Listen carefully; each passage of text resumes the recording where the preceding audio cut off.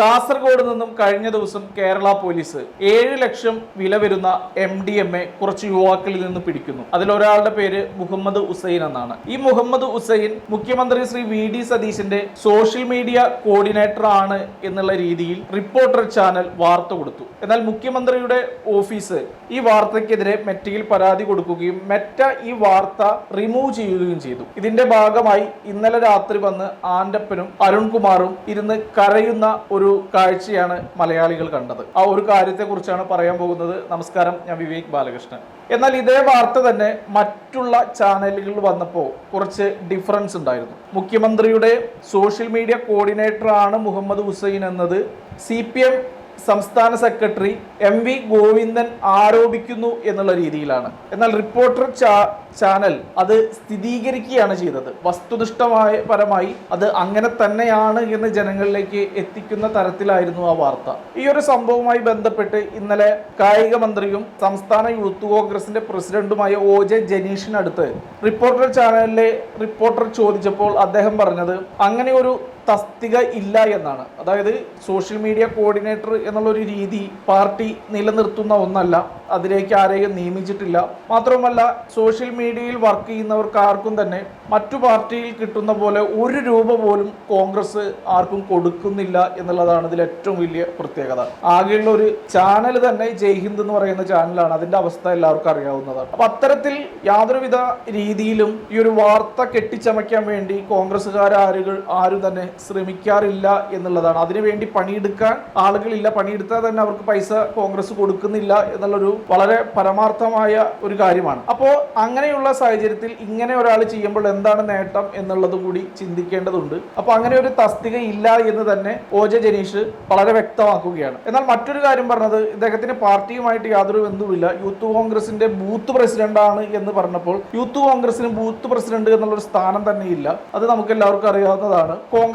Youth കോൺഗ്രസിൽ ഒരിക്കലും ഈ ബൂത്ത് തലത്തിലുള്ള ഒരു രീതി ഇല്ല എന്നുള്ളതാണ്. എന്നാൽ വാർത്ത വരുന്നത് കാസർഗോഡ് ജില്ലാ പ്രസിഡന്റ് മേഖലാ പ്രസിഡന്റ് ആയിരുന്ന മുഹമ്മദ് ഹുസൈനെ ആ സ്ഥാനത്ത് നിന്നും മാറ്റി എന്നാണ്. മുഹമ്മദ് ഹുസൈൻ കാസർഗോഡ് അറിയപ്പെടുന്നത് VD സതീശന്റെ ആരാധകൻ എന്നുള്ള നിലയിലാണ്. ലഹരി വിരുദ്ധ ജാഥയിലെല്ലാം ക്യാപ്റ്റൻസി വഹിച്ച ഒരാൾ കൂടിയാണ് മുഹമ്മദ് ഹുസൈൻ. മുഹമ്മദ് ഹുസൈന്റെ വീട്ടിലേക്ക് ഒരു തവണ VD സതീശൻ വരികയും അവിടെയുള്ള ആളുകളുമായൊക്കെ സംസാരിക്കുകയും ചെയ്തതിന്റെ ഭാഗമായിട്ടാണ് VD സതീശന്റെ ആരാധകനാണ് മുഹമ്മദ് ഹുസൈൻ എന്നുള്ള രീതിയിൽ ജനങ്ങളുടെ ഇടയിൽ സംസാരം ഉണ്ടായത്. അപ്പൊ ഇത്തരത്തിലുള്ള ഒരാളുടെ കയ്യിൽ നിന്നാണ് ഈ 7 ലക്ഷം രൂപ വില മതിക്കുന്ന MDMA മയക്കമരുന്ന് പിടിച്ചിട്ടുള്ളത് എന്നുള്ളൊരു വാർത്ത സ്വാഭാവികമായിട്ടും വാർത്ത പ്രാധാന്യമുള്ളതാണ്. അതുപോലെ തന്നെ ഒരിക്കലും നടക്കാൻ പാടില്ലാത്ത സംഭവമാണ്. ഇതിന്റെ ഭാഗമായിട്ട് മുഹമ്മദ് ഹുസൈൻ VD സതീശനുമായി ചേർത്ത് നിൽക്കുന്ന ഫോട്ടോകൾ ഭയങ്കരമായിട്ട് സഖാക്കൾ പ്രചരിപ്പിക്കുന്നുണ്ട്. എന്നിട്ട് പറയുന്നു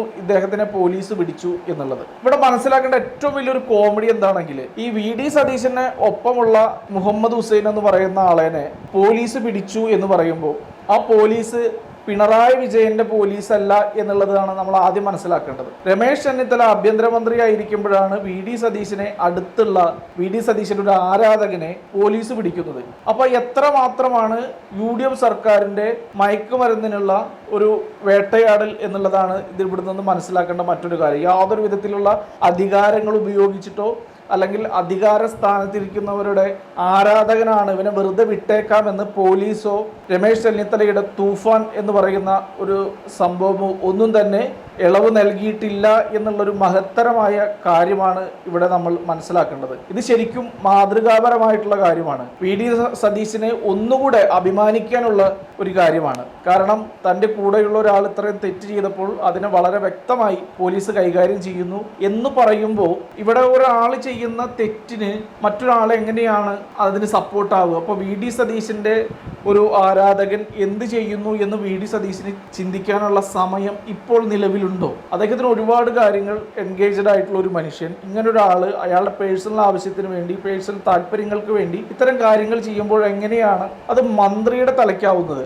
ഇത് എന്തുകൊണ്ട് മെറ്റയിൽ പരാതി കൊടുത്തു എന്ന് പറയുമ്പോൾ ഒഫീഷ്യലായിട്ട് മുഖ്യമന്ത്രിയുടെ ഓഫീസോ മുഖ്യമന്ത്രിയുടെ പേഴ്സണൽ സ്റ്റാഫിലോ മുഹമ്മദ് ഹുസൈൻ എന്ന് പറയുന്ന ഒരു വ്യക്തി ഇൻക്ലൂഡ് അല്ല എന്നുള്ളതാണ്.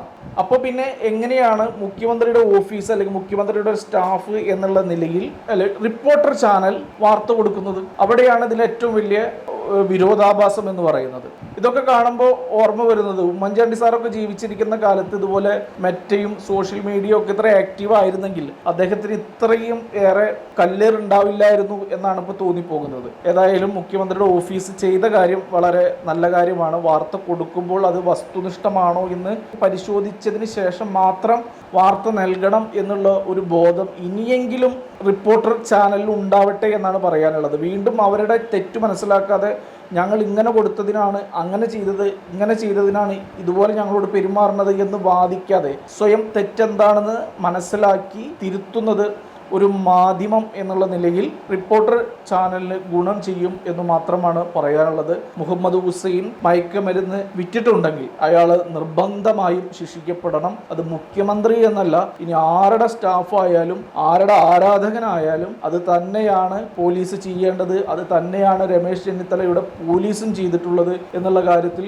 UDF സർക്കാരിനും ഓരോ കോൺഗ്രസ്സുകാരനും ഓരോ UDFകാരനും അഭിമാനിക്കുക തന്നെ ചെയ്യാം എന്ന് പറഞ്ഞുകൊണ്ട് നിർത്തുന്നു. നന്ദി, നമസ്കാരം.